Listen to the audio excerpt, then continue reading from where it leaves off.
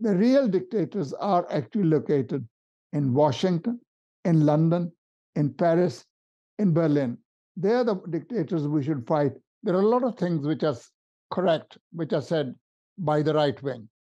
For example, the alternative for Germany, we must not actually be frightened of associating with something correct that is being said by any of them, just because they're right wingers. If there are people in Germany who do not support the war in Ukraine, they are actually people who are motivated by a desire to see Germany great, because what they're saying is the present war that is being waged by NATO is not only a war against Russia, it's also aimed at Germany to destroy this big industrial powerhouse of Europe and to prevent it from having a rapprochement and closer relations with Russia.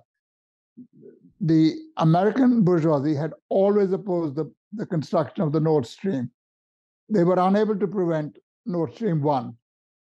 And now, finding no other way, they have destroyed it physically. It's not done by some peripheral, small 6 Polish soldiers coming on a dinghy and doing it. No, it's a professional job done by the American Army and the American Navy. They've destroyed it so that when the war ends, even if the Germans want to have close energy relationship with Russia and the Russians are willing to have that relationship, it'll take years before this pipe can be restored. So the only country that gained from that destruction was the United States in imperialism.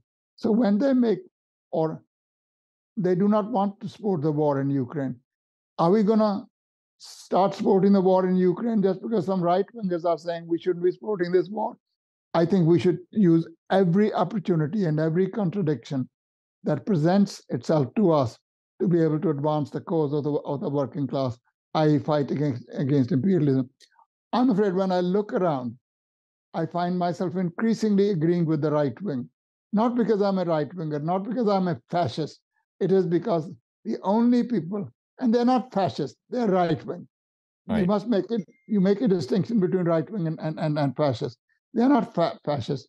For the moment, there's no need for fascism, either in present-day Germany or in the United States or in Britain, because the fascism only comes when the working class is threatening the citadels of capital and is about to storm it, or in the aftermath of a failed revolution. Now, with the working class movement being so weak in America, in Germany, in Britain, there's no need for fascism. But these right-wingers believe their country is being ripped apart. Why should their country be sacrificed? Why should its industry be destroyed for the benefit of the United States of America? And if they're doing that, we should actually be happy with that. You know, if they're raising the banner of independence for their country, we should be supporting that independence instead of being frightened that people will say, so you're supporting bourgeois nationalism. We're not supporting bourgeois nationalism. We're supporting the struggle of, for example, some German people against the attempt to destroy their industry. And this can be used for a purpose, and we should not be frightened of associating with it. There is not really a single policy that is being put forward by the so-called left that I agree with. I don't agree with the woke culture. I don't agree with dividing people on the basis of color, on the basis of sex, on the basis of gender, on the basis of sexual proclivity, etc. I do not agree with them. And these scoundrels are always able to support any imperialist war in the name of democracy. They want to get rid of Saddam Hussein because he's a dictator. They want to get rid of Putin because he's a dictator. The real dictators are actually located in Washington, in London, in Paris, in Berlin. They are the dictators we should fight, who present themselves in very, very deceptive and democratic colors. I mean, for example, they'll tell you they're fighting against Afghanistan. Why? Because Afghanistan was responsible for 9/11.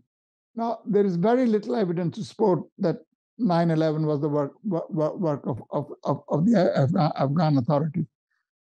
Majority of the people who were involved in 9/11 were from Saudi Arabia. the basic thing is that imperialism finds any excuse, or they say, Afghans don't allow women to be educated. Well, I'm in favor of females being educated to the same level as males, but that's not something that imperialism gives a damn about. Women were being educated under the progressive regime in Afghanistan. And what did imperialism do? It armed the Mujahideen to bomb schools, clinics, hospitals, and schools where girls were present. They were all destroyed, all in the name of fighting against Russian imperialism. So we have got to make sure that we don't fall for deceptive slogans. When we use imperialist, we must use evidence. There's evidence everywhere. The life itself reveals the hypocrisy of imperialism's assertions that they have nothing to do with democracy and freedom. They're prepared to tell lies anywhere.